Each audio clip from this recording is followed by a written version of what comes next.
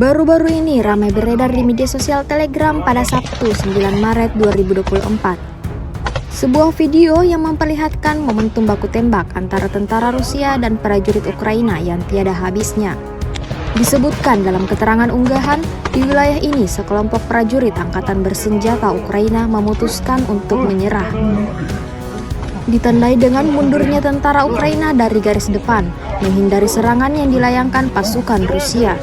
Beruntung, beberapa tentara Ukraina masih berhasil menyelamatkan nyawa mereka. Beredarnya video ini menuai beragam komentar dari warganet.